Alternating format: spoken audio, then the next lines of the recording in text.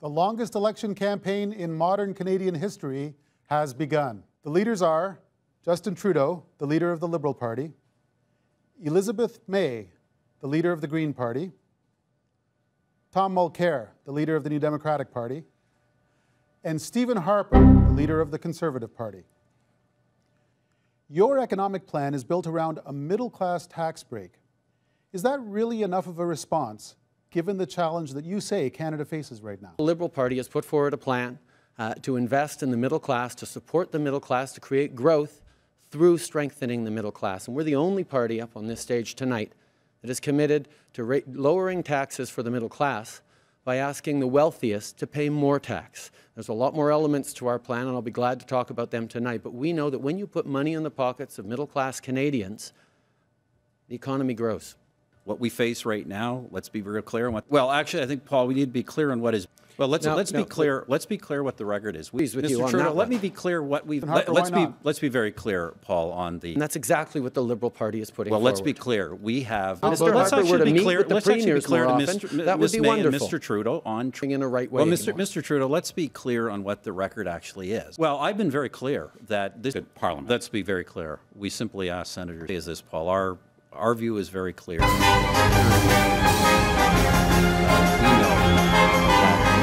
Well, I know that Canadians work hard, and we want to create $1 million, $15 a day quality childcare spaces. That's not just good for families, that's good for the economy as well. You know, I was in the 2008 leaders debates, and of course, Mr. Harper, Mr. Prime Minister, we were the two who were there, and I recall very clearly that Mr. Harper was still talking about if there's going to be a recession, we'd be in one already. I don't really think that he's got a good track record on spotting when this country is in a recession. We're in a recession now. We have a weak and shrinking economy, and it's the wrong time. Brought in income splitting for our pensioners. I know something the other parties oppose, but they appreciate it. We've made the rules for RIFs more generous. Mr. We've made rules for RIFs more generous. Mr. Harper has been putting that out. We're not halfway done this segment on the economy. Mr. Harper, you have and spoken against income splitting philosophically. The fact that we are able to bring in immigrants and see immigrants join our economy, that is part of our economic action plan. What can the federal government do now, this year, to reanimate the economy? Frankly, we need an army of carpenters, electricians, and contractors going out to plug leaky buildings. So his plan to hike corporate taxes is simple. Pandering to the people who like to hate corporations. Corporations are people, my friend. Tax break to the middle class. Strengthen the middle class to make sure. You said you would go to the Trade and Commerce Clause of the Constitution if needed to be.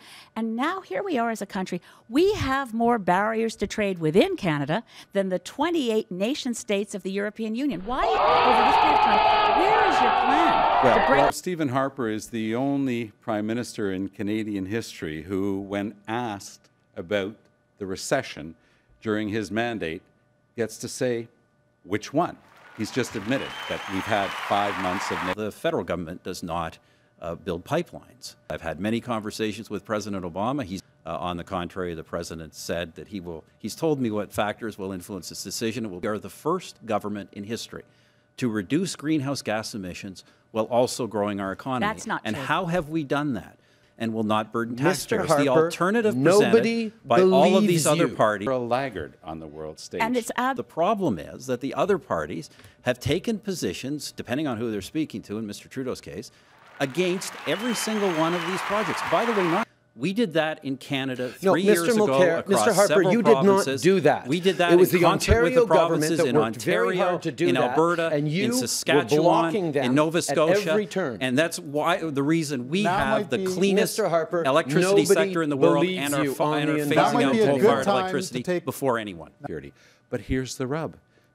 I have 3 kids, and I know I want my kids to grow up in a country as fresh and pure and clean as Canada was as we remember it to be and as it used to be. And for that, all of these parties have opposed all of these projects before we've even had environmental assessments. That's not the response. A carbon tax is not about reducing emissions. It's a front. It is about getting revenue for governments that cannot control this. Mr. Mulcair continues to say different things in both languages, but I was the Minister of the Environment. You've not eliminated the subsidies that go to the oil sands, but now you've added new subsidies that go to liquefied natural gas, which is fracked gas, which over its lifetime has the same carbon pollution footprint as coal. Well, actually, neither of those things is true. Our first question on this to Elizabeth May. Ms. May, you've called the government we have now an elected dictatorship.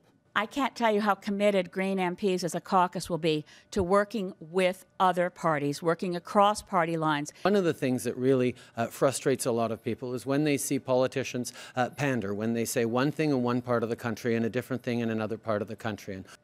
I fought in the 1980 referendum. I fought in the 1995 referendum. I spent 13 years in the National Assembly in Quebec City, and I was always consistent, fighting for Canada. Now, I can understand it's a bit frustrating for the Liberals that for the first time in a full generation, Quebecers voted massively for a Federalist Party, and they wanted nothing to do with the Liberals, and it's easy to understand why. You just heard it. The only two people I know in Canada who are anxious to start talking about separatism again are Justin Trudeau and Gilles Duceppe. Mr. Trudeau has an obligation, if he wants to talk about this subject, to come clean with Canadians. What's his number? What is your number, Mr. Trudeau? First of all, Mr. Mulcair, I don't question your patriotism. You haven't answered. The question is, What's why the is your number, policy Justin? so reckless? You want a number, Mr. Yeah, Mulcair? give us I'll a give you a number. number. 9. My number is 9. 9 Supreme Court justices said one vote is not enough to break up this country, and yet... You know, we just had Quebecers massively reject that agenda. Nobody wants to raise this. Why would we go down the route of talking about how we can best break up the country when, in fact, Quebecers clearly do not want to do that? Well, I don't understand one thing that Let me try Mr. my luck. Harper Let and me try my I luck. do agree on, Paul. Since there's a Quebecers have firmly rejected that. They've gone through 40 years of a debate that has done nothing but damage to that province. Indeed. I think Quebecers And have the moved irony- on. the irony of So, what so why Mr. raise Mulcair, the issue? Paul, Why on start that- promising Mr. that to On separatists in that, Quebec? And I fought in both of those referendums. Then why, now, Mr. Mulcair, now, Mr. Both Mulcair, times rejected Mulcair, you're that. trying to And throw I have gasoline on a fire confidence that in isn't them. even burning. Mr. Trudeau, if you've become such a keen fan of making sure that no single party can change the rules, why did you go ahead and do just that with your Unfair Elections Act? Well, the Fair Elections Act, Right. how would we know, how would we be able to identify voter fraud if we can't even identify who voters are? One of the things it did was allow you to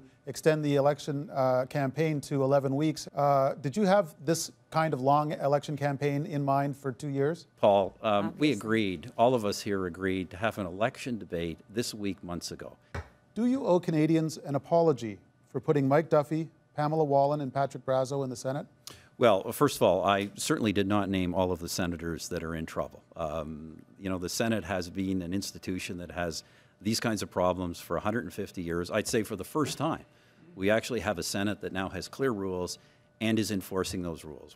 Do you think one good way to come up with ideas with the provinces is to meet with the premiers to discuss this issue? No.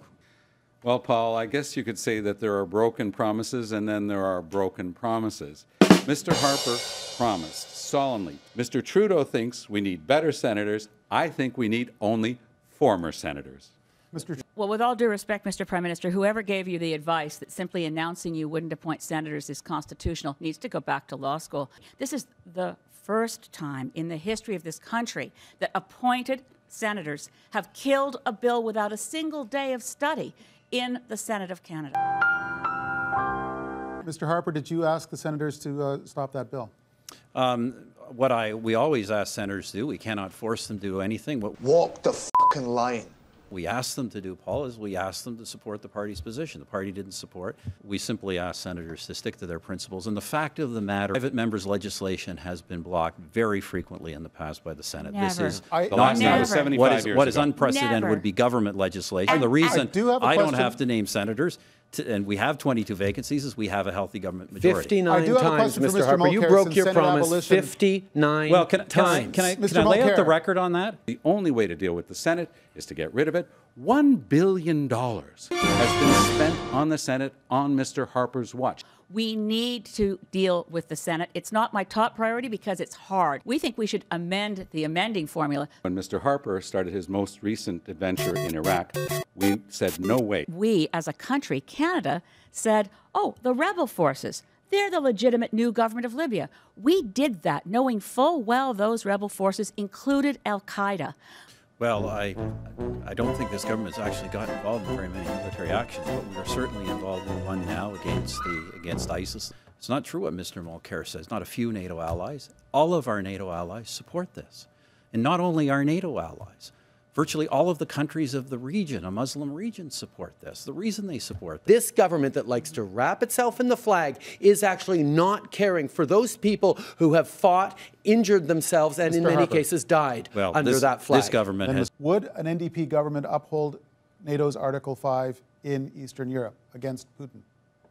Well, of course, Ukraine not being a member of NATO, I'm not sure that the question would pertain. We have one clear answer to the Canadian voting public.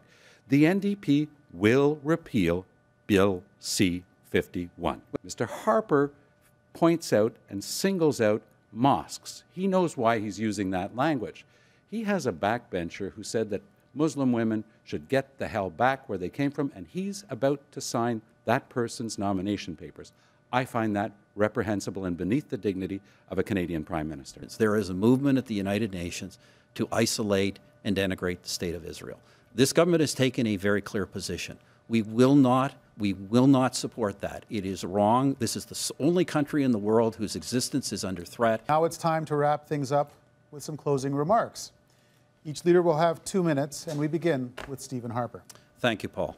Ladies and gentlemen, this election is about who has the proven experience to keep Canada safe and our economy strong. Thank you, Stephen Harper. The next closing statement is Tom Mulcair. The biggest risk for Canada is 4 more years of Mr. Harper's government. I have fought for Canada my whole life.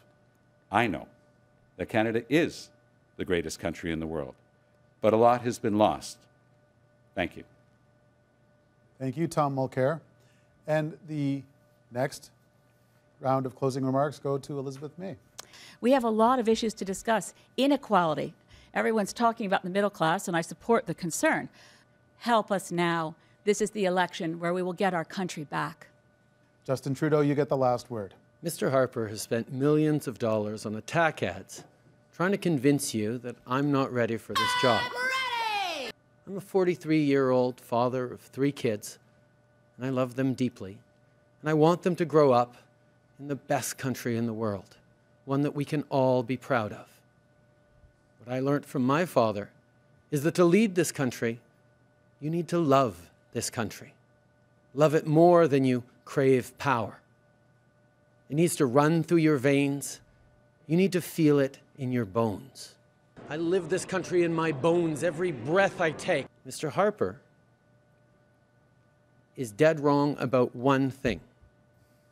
He wants you to believe that better just isn't possible. Well, I think that's wrong.